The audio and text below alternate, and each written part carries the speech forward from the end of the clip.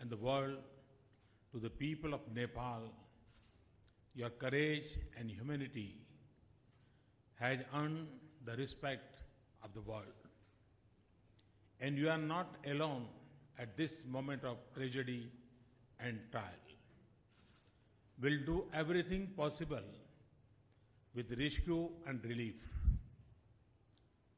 And we will certainly be there when you rebuild your lives and reconstruct your homes and heritage. President Ghani and I discussed the historic efforts to rebuild his nation. We in India admire the courage and resolve of the Afghan people to seek a future of peace and prosperity. They are succeeding against huge challenges.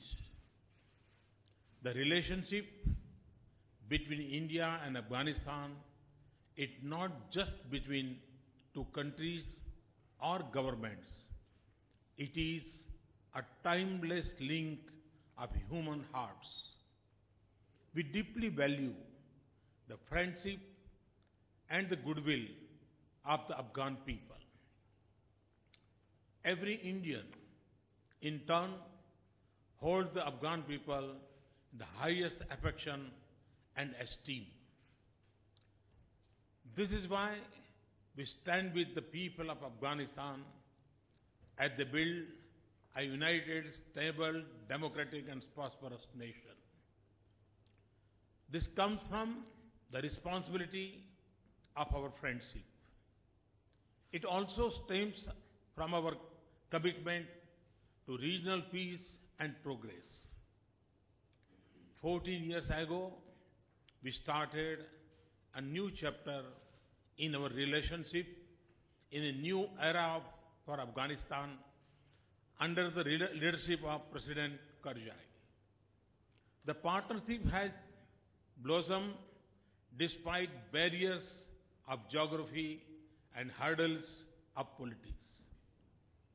We will continue this journey in partnership with President Ghani and his National Unity Government with Chief Executive Dr. Abdullah. And it will not be limited to the period of transition or the decade of transformation. This is an enduring commitment. The peaceful democratic transition last year is a great boost for Afghanistan's progress. We reflected the faith in democracy of the brave Afghan people and great wisdom of the nation's political leadership. Preserving the mandate and political unity will be important for the country's future. I convey our support for President Ghani's vision for peace and stability in Afghanistan. We have a shared interest in the success of an Afghan-led and Afghan-owned process. This should be conducted within the framework of the Constitution of Afghanistan without the shadow of violence. It should be reinforce the political, economic and social progress of the last 14 years, and it should protect the rights and aspirations of all sections of the society, including Afghan women. Its success requires a positive and constructive approach from neighbors, including an end to support for violence. We share Afghanistan's pain over persisting terrorism and extremist violence that destroy lives and derail progress. I thank him for our cooperation against terrorism. We are deeply grateful to the Afghan security forces who protected our people in Afghanistan as they would their own. President Ghani shared his impressive vision for Afghanistan's prosperity based on its talent, resources, and location. We believe that Afghanistan's direct surface link to India and the rest of South Asia and increased connectivity to sea could turn Afghanistan into a hub that connects Asia's diverse regions and beyond. We are ready to welcome Afghan trucks at the ICP Atari. We are also prepared to join the successor agreement to Afghan-Pakistan Trade and Transit Agreement. This will re-establish one of the oldest trading routes of South Asia.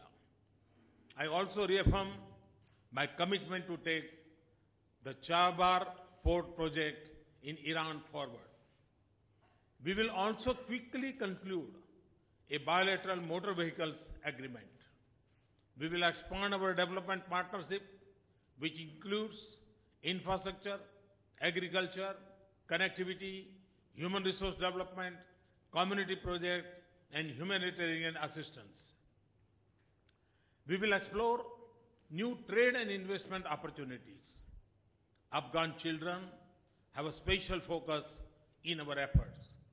Today, I convey fresh support for Habibia School in Kabul, the Indira Gandhi Child Health Care Hospital, and Red Crescent Society Fund for treatment of children with congenital heart disease. We are prepared to continue our support for capacity building of Afghan security forces. I am pleased that we have delivered 3 Cheetal helicopters to Afghanistan, which will add to the growing capabilities of the valiant Afghan forces. Excellency, Afghanistan's success is a much-deserved destiny of Afghan people. But it is also vital for the world. In the troubles of our times, it has acquired added importance. India will walk shoulder to shoulder with you and the Afghan people in a mission of global importance. Your visit has added new momentum to our partnership. Thank you, sir. Thank you, Excellency. Thank you. May I now invite the Honorable President of Afghanistan to deliver his statement. Bismillahirrahmanirrahim. Honorable Prime Minister Modi, the distinguished Indian delegations, member of the press, first of all, let me express my deepest sympathies to the people of Nepal. I've had the pleasure of visiting Nepal repeatedly.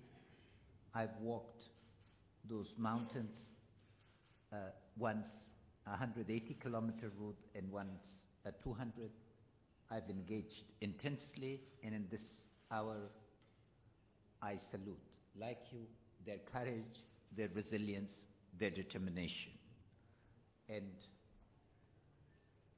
your leadership and marshalling SARC resources in this crucial hour are reassuring to the people of Nepal and to the people of the region.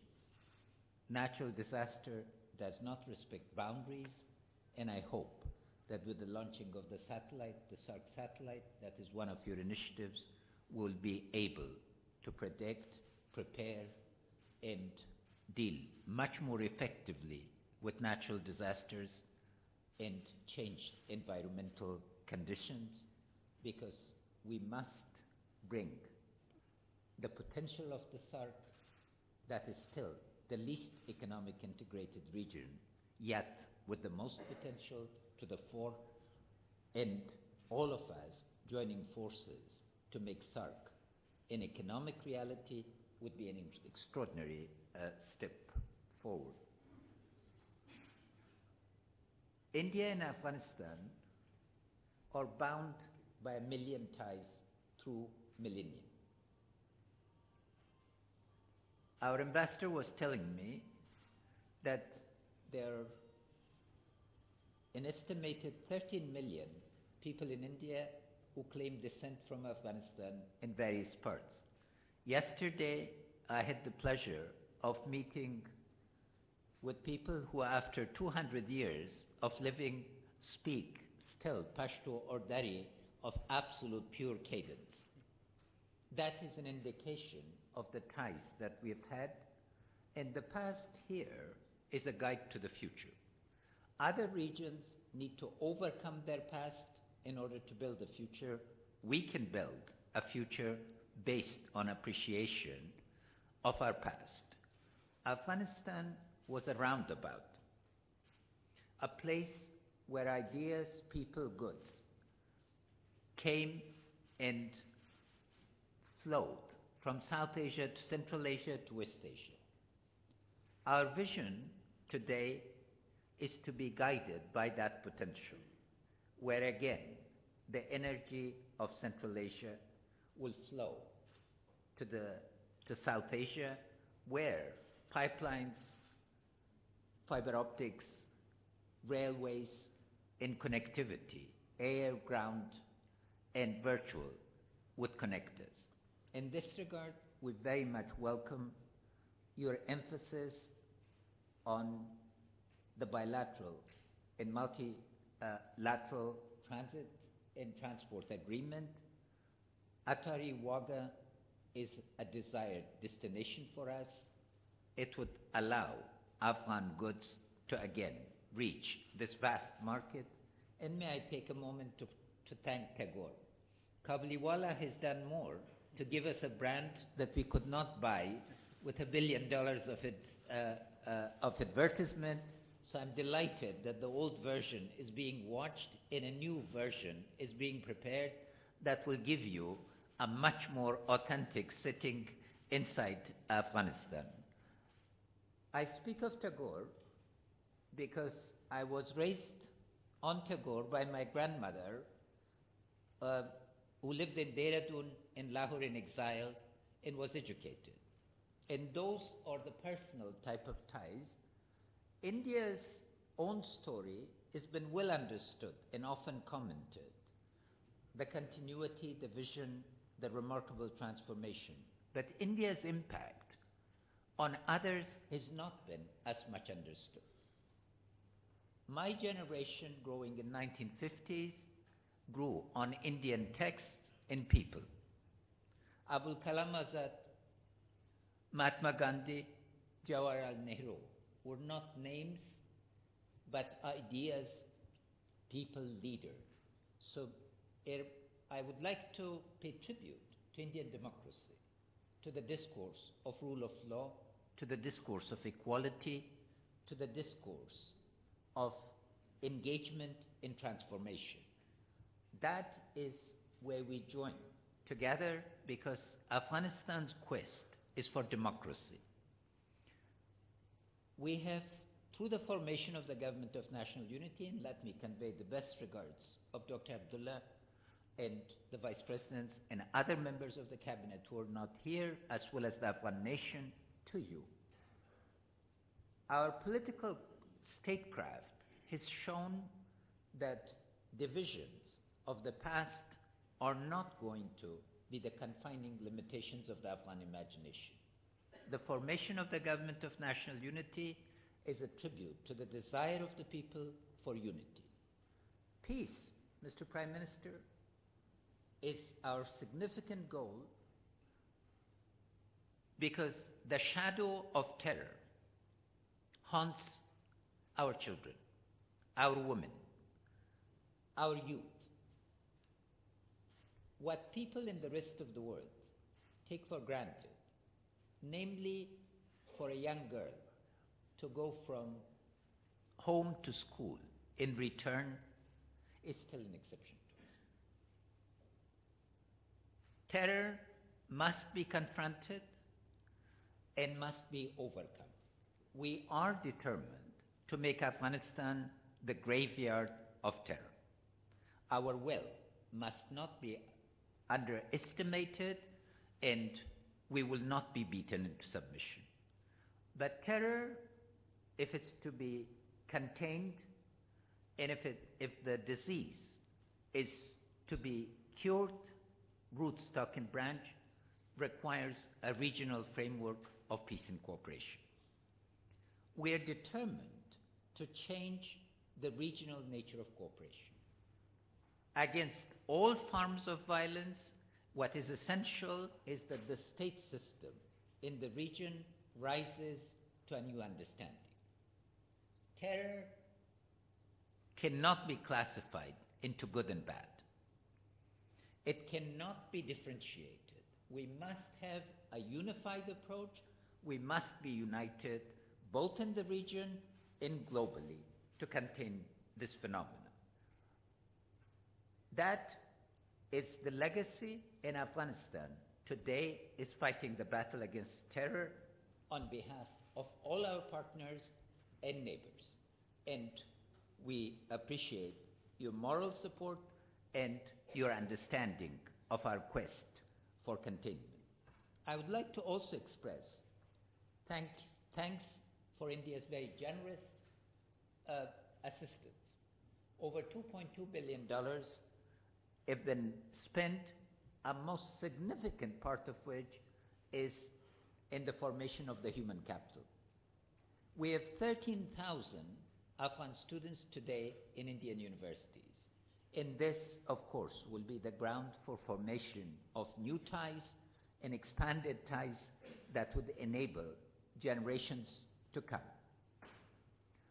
And your support in this regard, in the intensive discussions that we've had to turn the potential of Afghanistan into an actual reality, is highly appreciated.